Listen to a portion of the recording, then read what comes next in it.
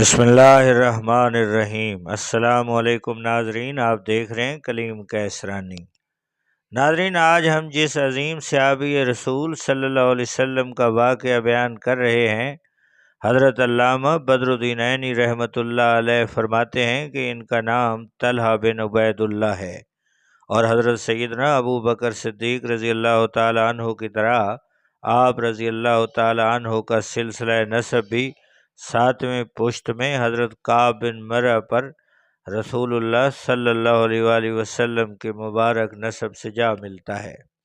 حضرت سیدنا طلحہ بن عبید اللہ رضی اللہ تعالی عنہ اس قدر کثرت سے سخاوت فرمایا کرتے تھے کہ بارگاہ مصطفی سے انہیں طلحۃ الفیاض، طلحۃ الجود اور طلحۃ الخیر جیسے مبارک القابات سے نوازا گیا۔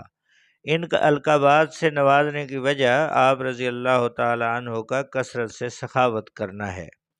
ایک بار آپ رضی اللہ تعالی عنہ نے 7 لاکھ کی زمین بیچی اور ساری رقم فقراء میں تقسیم فرما دی۔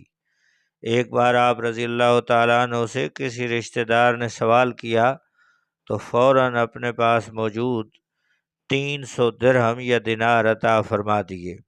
آپ رضی اللہ تعالیٰ عنہ ہر سال ام المومنین حضرت سیدہ عائشہ صدیقہ رضی اللہ تعالیٰ عنہا کی خدمت میں 10,000 درہم بھیجا کرتے تھے۔ آپ کی سخاوت کا یہ عالم تھا کہ حضرت قبیصہ بن جابر رضی اللہ تعالیٰ عنہ فرماتے ہیں کہ میں نے حضرت طلحہ بن عبید اللہ رضی اللہ تعالیٰ عنہ سے بڑھ کر کسی کو نہیں دیکھا جو بن مانگے لوگوں میں کثیر مال بانٹتا ہو۔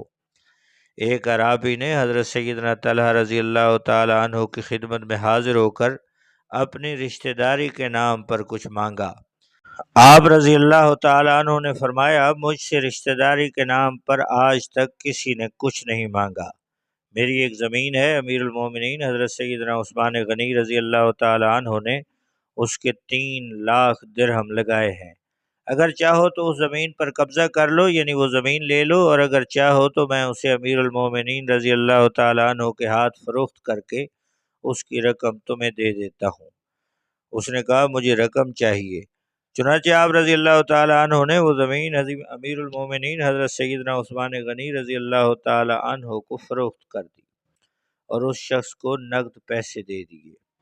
ناظرین، یوں تو رسول اللہ صلی اللہ علیہ وسلم نے اپنے بہت سے صحابہ کرام رضی اللہ تعالی عنہم اجمعین کو مختلف اوقات میں جنت کی بشارتیں عطا فرمائیں اور دنیا ہی میں ان کے جنتی ہونے کا اعلان فرما دیا، مگر 10 ایسے جلیل القدر اور خوش نصیب صحابہ کرام ہیں جن کو آپ صلی اللہ علیہ وآلہ وسلم نے مسجد نبوی شریف کے ممبر شریف پر کھڑے ہو کر ایک ساتھ ان کا نام لے کر جنتی ہونے کی خوشخبری سنائی۔